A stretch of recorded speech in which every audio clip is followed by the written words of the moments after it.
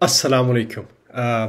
पहले वीडियो जो मैंने क्रिएट किए उन पे आपका बहुत अच्छा रिस्पांस था, सो आई थॉट कि उस सीरीज़ को कंटिन्यू करते हैं। एंड आज का एजेंडा ये है कि हम सब ऑब्जेक्टिव क्वेश्चंस को समवट सब्जेक्टिव तरीके से डिस्कस करने की कोशिश करते हैं विद एक्सप्लेनेशंस। क्वेश्चन नंबर 17 से क्वेश्चन नंबर 29 तक आज हम डिस्कस करेंगे। पहले दो क्वेश्चंस जो हैं वो कश्मीर की हिस्ट्री पे है, मॉडर्न कश्मीर की हिस्ट्री पे है। उसके बाद वर्ल्ड हिस्ट्री पे कुछ क्वेश्चंस आएंगे, तो इसको चले हम डिस्कस करते हैं। And thank you so much for your kindness.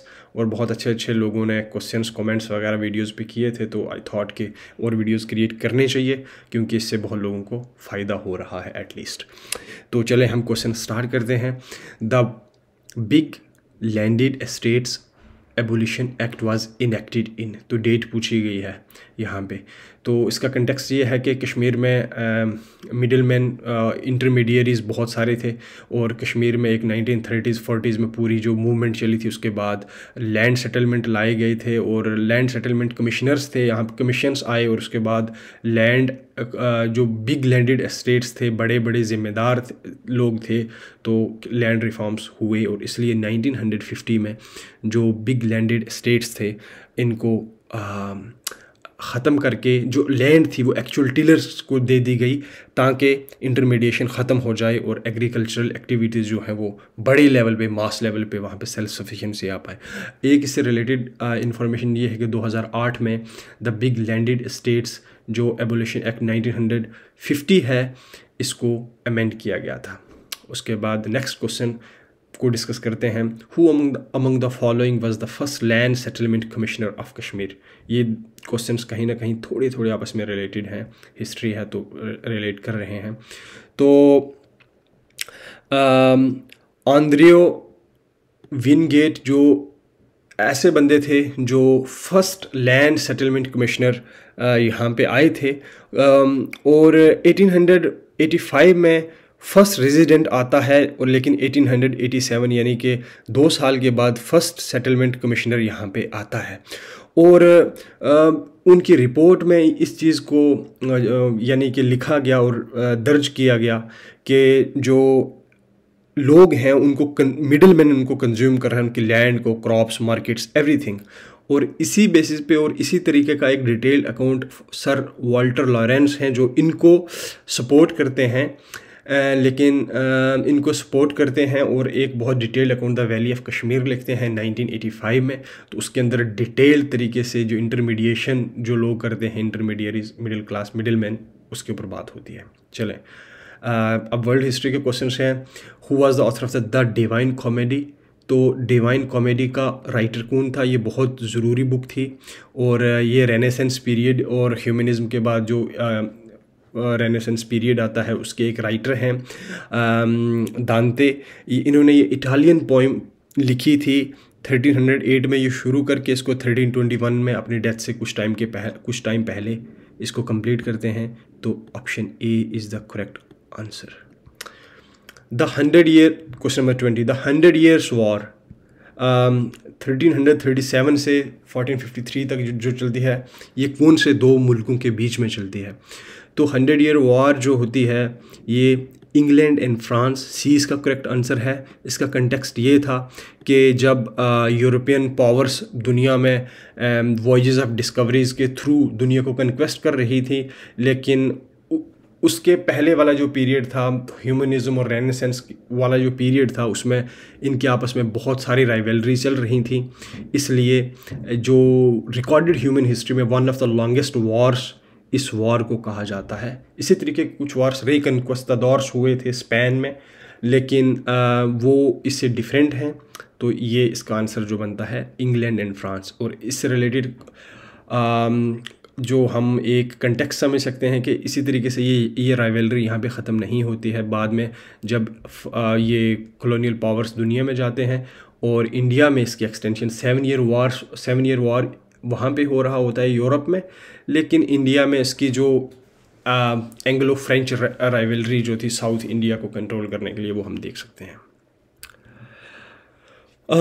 The archetypal masterpiece of the Italian Renaissance is Mona Lisa by. Mona Lisa एक पेंटिंग थी एक आर्ट ऑफ पीस वर्क जो था ये बनाया गया था रेनेसेंस पीरियड के अंदर। और ये जो काम था वो लियोनार्डो डा विंची ने इसको अंजाम दिया था। और ये बहुत ही इनकी और भी बहुत सारी पेंटिंग्स जो हैं वो फेमस है, जैसे द लास्ट सपर जिसमें Jesus Christ peace be upon him उनके आखिरी लम्हात को दिखाया जाता है दूसरी वाली पेंटिंग में। तो हमने ये क्वेश्चंस डिस्कस किए और पिछली वीडियो जो मैंने बनाई थी उसका लिंक डिस्क्रिप्शन में आपको मिल जाएगा। Okay, so now let's move on to the next question. Sorry for that. चलें, question number 22। The war of American independence ended with the settlement of Paris pact. तो पेरिस पैक्ट एक होता है जो एंड करता है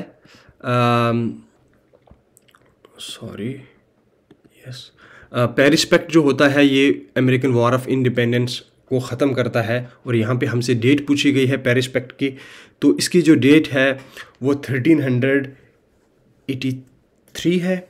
और उसके बाद यूएस की इंडिपेंडेंस इसमें रिकॉग्नाइज़ कर ली जाती है और बहुत सारी वेस्टर्न टेरिटरीज जो हैं वो यहाँ पे यूएस, वहाँ पे वेस्टवार्ड एक्सपेंशन एक पूरा वहाँ पे टाइम पीरियड चलता है जहाँ पे पॉपुलेशन वेस्ट की तरफ शिफ्ट होती है।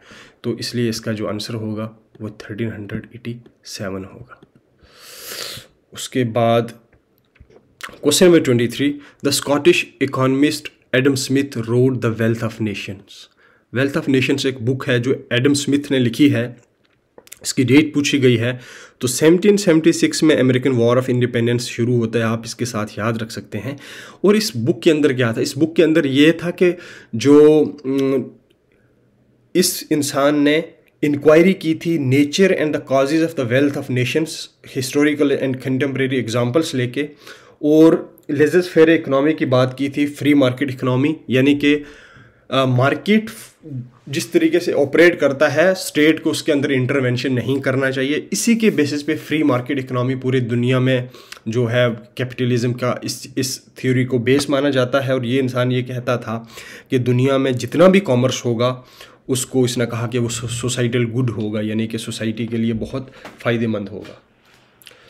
उसके बाद now question number 24। The immediate cause of the World War I was the assassination of the Prince Ferdinand on 28 June 1904 at। तो ऑप्शन ए सारावेजो एक बोस्निया में जगह थी, तो 6 लोगों का ग्रुप था जो लोगों को असैसिनेट करते थे। उनमें से एक बंदे ने इन्हें कत्ल किया था इनकी वाइफ के साथ। क्यों कत्ल किया था? उसका रीज़न ये था कि ऑस्ट्रो हंगेरियन एम्पायर के जो हेड, यानी कि हेड थे, उस कुर्सी के हेड वाली जो कुर्सी थी उसकी पावर स्ट्रगल में, थ्रोन वाली जो पावर स्ट्रगल थी उसमें ये बहुत बड़े कंटेंडर माने जाते थे। Okay, question number 25। State first and everything later was the slogan of. 4 बंदों के नाम बताए गए हैं, हमें दिए गए हैं। इनमें से हमें ये बताना है कि इन 4 बंदों में से किसने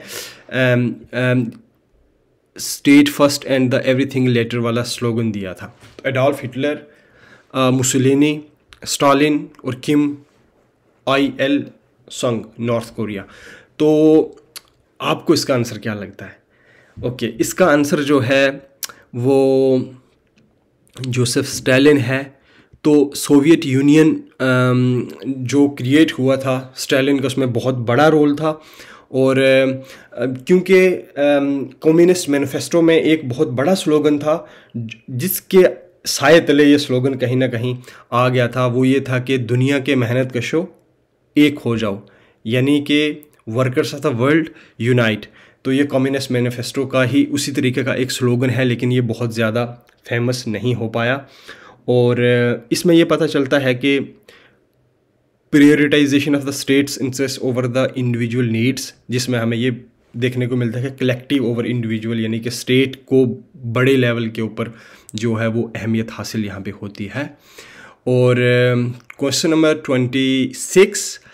On December 7, 1941, the American naval base of the Pearl Harbor in Philippines was attacked by। तो 4 यहाँ पे ऑप्शंस हमारे सामने हैं, आप देख सकते हैं। तो हुआ ऐसा था जनाब कि फ़िलीपींस के अंदर ये जो पर्ल हार्बर एक बेस था, नेवल बेस था, यहाँ पे सरप्राइज़ अटैक कर देता है जापान, और जापान यहाँ पे अटैक कर देता है। और उसके कुछ टाइम के बाद जर्मनी भी इसके ऊपर अटैक बोल देता है, लेकिन इसका करेक्ट आंसर डी है, लेकिन जर्मनी इसको बाद में ज्वाइन करता है। और ये एक जर्मनी के साथ में इटली भी यहाँ पे अटैक करना शुरू कर देता है इस पे, और ये attack imperial Japanese navy air service जो है वो कंडक्ट करती है। एक सरप्राइज़ अटैक होता है, और कुछ टाइम के बाद यूएस को ये पता चलता है कि मैं तो एक बहुत बड़े जंग के अंदर पहुँच चुका हूँ। ओके, चलें जी। तो क्वेश्चन नंबर 27 बहुत फैक्चुअल क्वेश्चन है। Which among the following member countries constituted the security council of UNO. United nation organisations एक जब लीग ऑफ नेशंस फेल हो जाता है तो उसके बाद यूएनओ की क्रिएशन होती है, और यूएनओ के विद इन सिक्योरिटी काउंसिल जो है उसको बनाया जाता है। इसमें 5 परमानेंट मेंबर्स थे, तब से लेके आज तक वही हैं। तो इसमें United Nations, Soviet union, Britain, France and China, तो ये लोग सिक्योरिटी काउंसिल के परमानेंट 5 मेंबर हैं, और 10 दूसरे जो परमानेंट मेंबर नहीं होते हैं, टेम्परेरीली कुछ मेंबर्स होते हैं, वो इसका पार्ट होते हैं। Okay, question number 28। The origin of the non-aligned movement is traced to the international conference held in 1955 at। तो नॉन अलाइंड मूवमेंट जिस तरीके से यूएनओ की क्रिएशन होती है, और उसके बाद दुनिया में 2 ब्लॉक्स हो जाते हैं। एक सोवियत ब्लॉक बन जाता है जो कि सोशलिस्ट सिस्टम पे बिलीव करता है कि स्टेट की इंटरवेंशन होनी चाहिए मार्केट इकोनॉमी के अंदर, और कैपिटलिस्ट सिस्टम जो यूएस जिसकी एडवोकेसी करता है वो ये कहते हैं कि नहीं, ये नहीं होना चाहिए, बल्कि स्टेट की कोई इंटरवेंशन नहीं होनी चाहिए, प्राइवेटाइजेशन होना चाहिए। तो ये 2 आइडियोलॉजीज थी दुनिया के ऊपर, जो इकोनॉमिक आइडियोलॉजीज जिसको हम कह सकते हैं।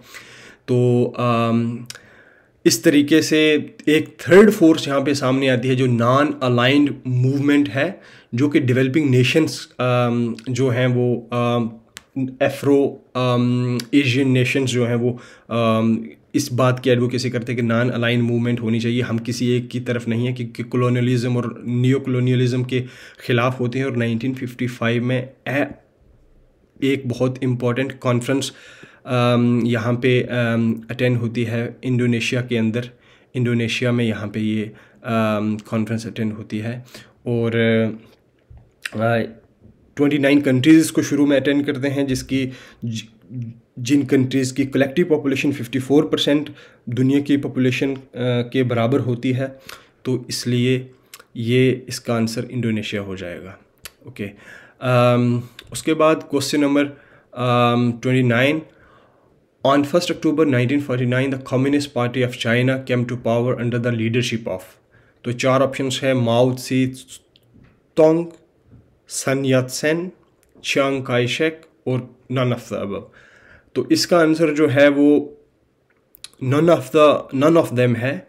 उसका रीज़न ये है कि माओ जेडोंग इसके फाउंडर होते हैं, जो कि कम्युनिस्ट पार्टी ऑफ चाइना के 49 से 76 तक चेयरपर्सन रहते हैं, और उसके बाद उनकी डेथ हो जाती है। और इनकी जो आइडियोलॉजी थी वो मार्क्सिज़म को ये सपोर्ट करते हैं, मार्क्सिज़म लेनिनिज़म को सपोर्ट करते हैं। तो इसको माओइज़म कहते हैं, जो इंडिया के कुछ एरियाज़ में भी लोग इससे इन्फ्लुएंस हैं। तो इसका जो आंसर है नन ऑफ देम है, लेकिन अगर यहाँ पे माओ जेडोंग आंसर होता तो हम माओ जेडोंग ही इसको क्लिक करते। तो उसके बाद क्वेश्चन नंबर 30। इसके बाद हम एंशिएंट के क्वेश्चन आएंगे, वो नेक्स्ट वीडियो में मैं डिस्कस करूंगा। Question number 30। In 1949 the North Atlantic Treaty Organization यानी कि नेटो, तो नेटो की फॉर्मेशन होती है अगेंस्ट। तो अगेंस्ट सोवियत यूनियन यहाँ पे होती है। क्यों होती है? ये एक कलेक्टिव सिक्योरिटी का काम करता है, क्योंकि सोवियत यूनियन की आइडियोलॉजी जो है, क्योंकि दुनिया जो है इस दौरान बहुत अरसे के लिए यूएनओ काम नहीं करता है, जिस यूएनओ की हमने अभी बात की, सिक्योरिटी काउंसिल की, क्योंकि 2 पावर ब्लॉक्स बन जाते हैं और दुनिया कोल्ड वार में चली जाती है। अमेरिका एक तरफ होता है, दूसरी तरफ यूएसएसआर होता है। इसी वजह से इनको ख़तरा होता है और ये नॉर्थ अटलांटिक ट्रीटी ऑर्गेनाइजेशन जो है वो यहाँ पे सामने आती है। और इसमें जो सबसे ज़रूरी रोल प्ले करते हैं वो कनाडा भी रोल प्ले करता है, लेकिन वेस्टर्न नेशंस जितने भी हैं ये कलेक्टिव सिक्योरिटी के लिए सामने आते हैं। और पिछले क्वेश्चन में पिछले वीडियो में मैंने वार्सा पैक्ट को डिस्कस किया था। अगर आप कमेंट करेंगे वार्सा पैक्ट की डेट और वार्सा पैक्ट क्या था, तो I will be very happy. And thank you so much for the video. और इसके बाद वाली जो वीडियो आएगी वो एंशेंट हिस्ट्री पे ही क्वेश्चन जो हैं वो हम डिस्कस करेंगे। And I wish you all the very best. और चिल्ले कलान जो चल रहा है इससे बच के रहिएगा और अपना बहुत सारा ध्यान रखिएगा। And happy weekend and see you soon. Take care. अल्लाह हाफिज़।